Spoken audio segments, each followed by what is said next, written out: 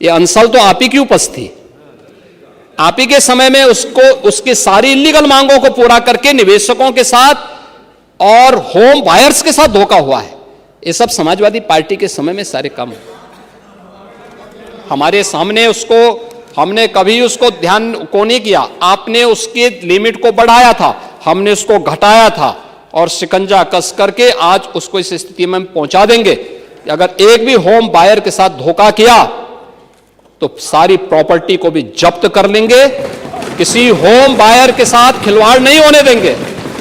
लेकिन मैं इस बात के लिए भी आश्वस्त करूंगा कि अगर किसी को गलतफहमी होगी कि किसी गरीब का पैसा या किसी नागरिक का पैसा लेकर के वह कहीं भाग जाएगा तो पाताल से भी उसको निकाल करके लेके आएंगे और सजा दिला देंगे और सबको हम गारंटी देंगे कि उसका पैसा उसको मिल जाए।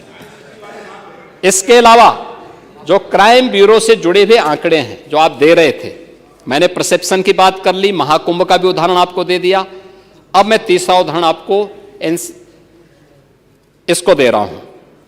एनसीआरबी के जो डाटा है, डकैती में 2016 की तुलना में 84.41% की कमी आई है। अब मैं 24 की बात कर रहा हूं, अब मैं 22 में भी आता हूं।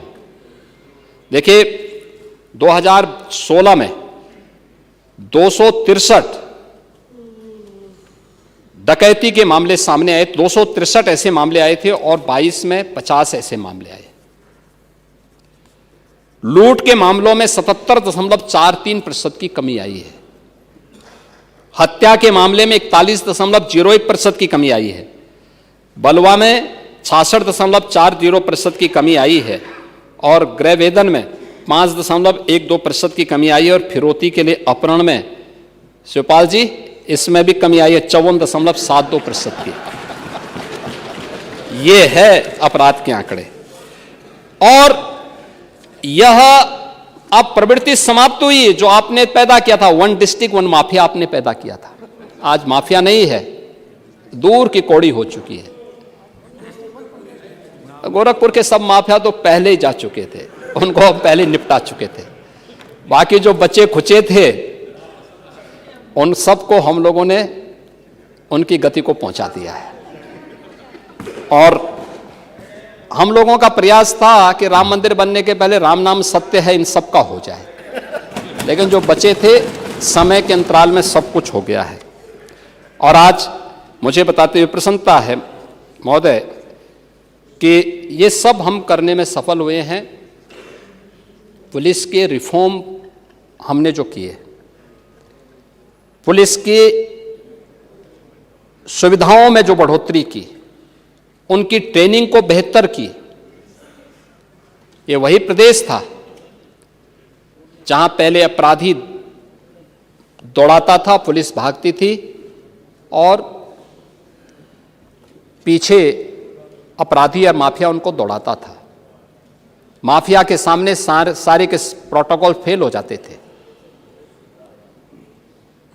जो पुलिस पहले माफिया को सैल्यूट करती थी, आपने वो दृश्य भी देखा होगा, एक माफिया जिसने एक हाईकोर्ट के चीफ जस्टिस के काफिले तक को रोक दिया था, जिस माफिया के लिए 10-10 जजेस ने कोर्ट में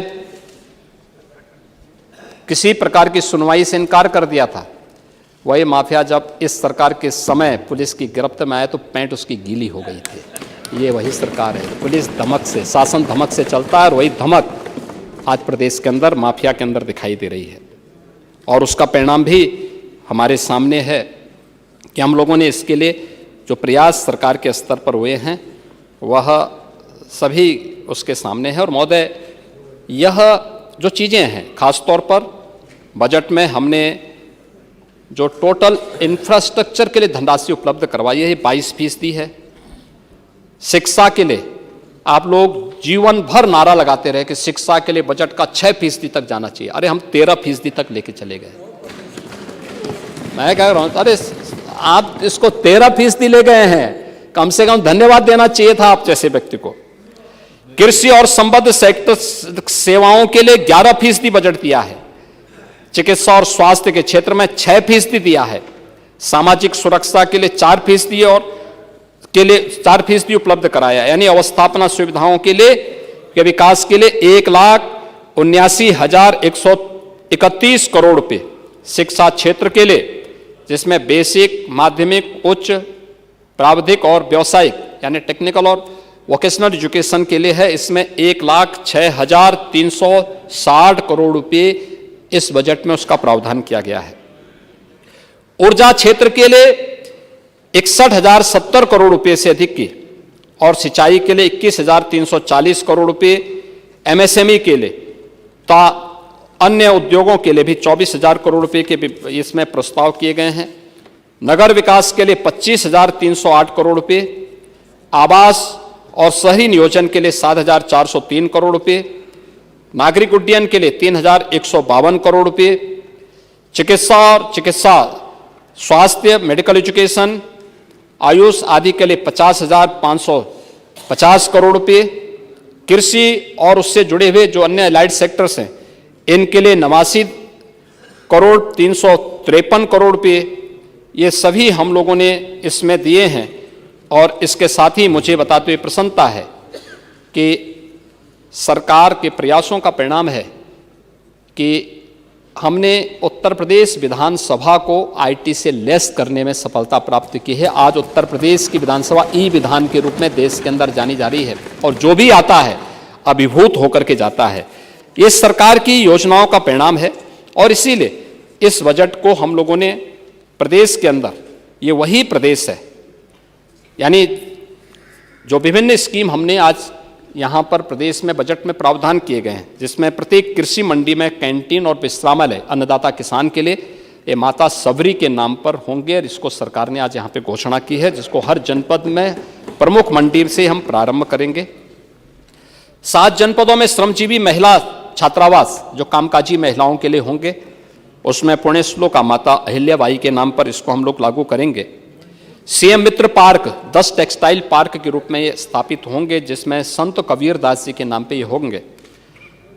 2 जनपदों में लेदर पार्क ये संत रविदास जी के नाम पर हम आगे बढ़ाएंगे।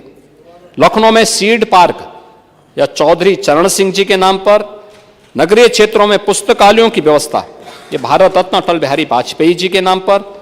और मेधावी बालिकाओं के लिए स्कूटी की इस योजना महारानी लक्ष्मीबाई स्कीम के अंतर्गत, और समाज कल्याण विभाग के द्वारा छात्रावासों की पुनर्निर्माण और नवनिर्माण को हम लोग भारत रत्न बाबा साहब डॉक्टर भीमराव अंबेडकर जी के नाम पर इस स्कीम को आगे बढ़ाने जा रहे हैं।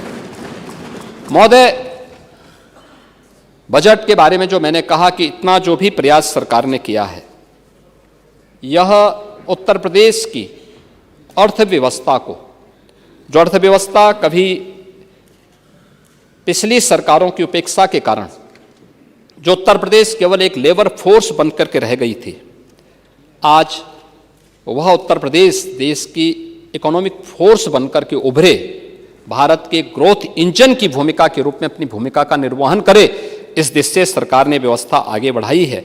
और इन्हीं सब बात को लेकर के $1 ट्रिलियन की इकोनॉमी को बनाने के लिए हम लोगों ने, इस सरकार ने आज ये व्यवस्था आगे बढ़ाई है।